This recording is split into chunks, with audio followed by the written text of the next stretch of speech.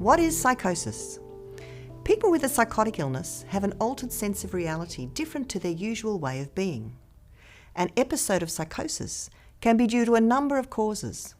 It is a treatable condition and it is possible to recover fully. Two of the main features of psychosis are hallucinations and delusions. An hallucination means the person may see, hear, feel, smell or taste something that doesn't actually exist. Hearing a voice or voices, known as auditory hallucinations, is the most common of these. A delusion is a firm belief that a person holds despite evidence to the contrary and is not in keeping with their cultural beliefs. There are many types of delusions. In paranoid delusions, for example, the person may think they are being watched or followed or persecuted. Grandiose delusions include believing one has special powers like Superman or Superwoman, or is someone famous or a religious figure such as Jesus Christ. Depressive delusions include the belief that one is guilty of a terrible crime or that one's insides are rotting. Delusions may be bizarre, such as believing that one's loved ones have been replaced by imposters. The film A Beautiful Mind portrayed the mathematician John Nash as having schizophrenia with prominent auditory and visual hallucinations, as well as paranoid delusions. Now we are going to meet Jessica, a 29-year-old woman who has lived with a psychotic illness for 10 years. Jessica, thank you for sharing your story with us. Can you please tell me now about when you first became unwell? I was 20 when I first became significantly unwell. I'd been using methamphetamine and was sleep deprived, unwell, and mentally fragile. I was at work one day when I began to hear a male voice. I couldn't work out where this mystery voice was coming from. In a manic state, I searched my neighbourhood for the source of the voice before deciding that it was the voice of Jesus Christ, saying, "I love you, Jessica, I love you." The voice didn't stop when I stopped taking the drugs. Then I thought I was being stalked and became very paranoid. At one stage I was in a taxi and I yelled at the taxi driver to stop as I thought it was him saying, "I love you, Jessica." Over the next week or so, things went from bad to worse and I began to hallucinate visually as well as auditory hallucinations. Despite not being religious myself, I began to have visions of demons and angels and devils. I became consumed by ideas of religious torment and condemnation. Fortunately, I told my parents and was admitted to a psychiatric unit for treatment. It took me 4 months to get better. I needed to try several different medications because I had bad side effects like shaking and blurred vision before I finally found a medication that was good for me. I really did need to be in hospital. Then one day I had this fantastic realization that the voices and the visions weren't real. It was such a relief. Jessica was obviously very sick and it must have been very frightening, and she was very young when it started. Actually, the late teens to early adult years is the usual time for a psychotic illness to develop. And often, someone can be unwell for 1 to 2 years before even seeking treatment. It was good that Jessica told her parents and that they were able to help her get into treatment. To diagnose a psychotic episode and the possible cause, a thorough mental health assessment is done by a psychiatrist or health professional. This includes talking about the symptoms, any drug and alcohol use, a family history, medication and medical history, and how the person is functioning in work, study, socially, and at home. A full physical examination, including blood tests, brain imaging, and possibly EEG may be required. 3% of the population will have a psychotic experience at some time.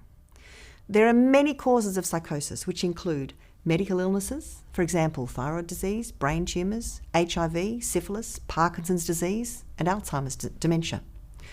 Drugs of abuse, for example, cannabis, amphetamines, ecstasy, LSD, ketamine, alcohol.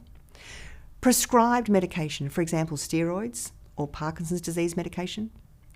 And mental illnesses, for example, schizophrenia, where psychosis is central to the illness. This may also include disorganised thinking, change in behaviour and emotion, and difficulty with motivation, planning and concentration.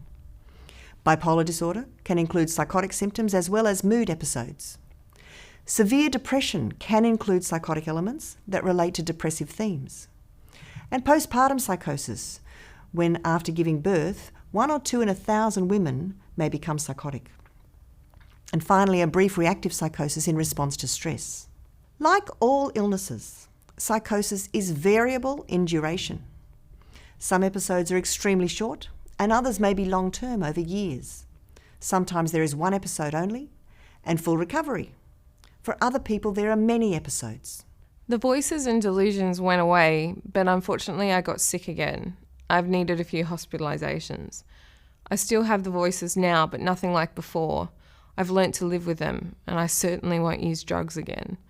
The medications I take now work well for me. I have a good lifestyle and see my doctor and counsellor regularly, as well as friends and family. Over the last 10 years, I've worked really hard to get well and to reduce the chances of becoming sick like that again. I try to look after my physical health and my mental health. I love walking on the beach, going to the gym, doing yoga, spending time with my friends and family.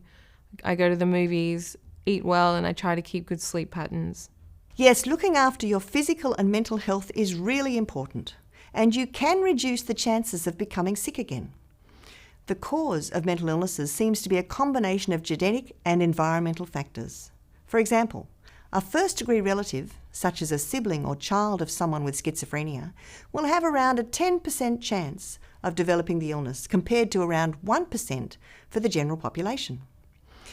We can't change our genes, but we can try to modify our environmental and lifestyle risks, which is what you do. Often people have a pattern of illness, and when some of those early symptoms start, extra treatments and support can be used. Jessica, how are you at the moment? I'm really well and about to start a new job a few days a week. I live on my own and have a good social life, so all is going well.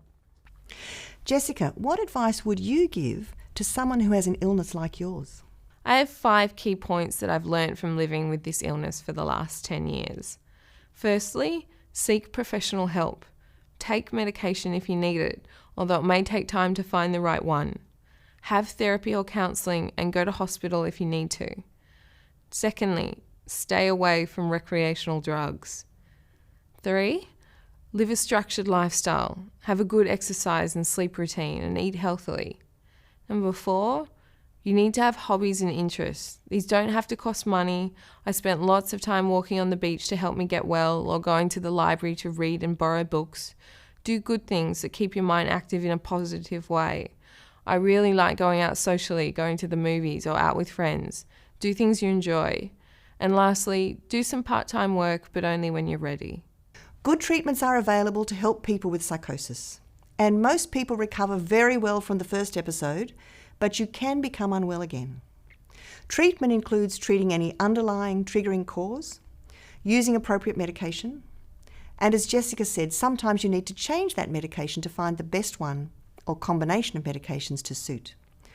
Also, psychological therapy, family therapy, supports to return to study, work and socialising, and sometimes brain exercises to improve thinking skills. And take time to look after yourself and follow Jessica's 5 points of advice. They really do work.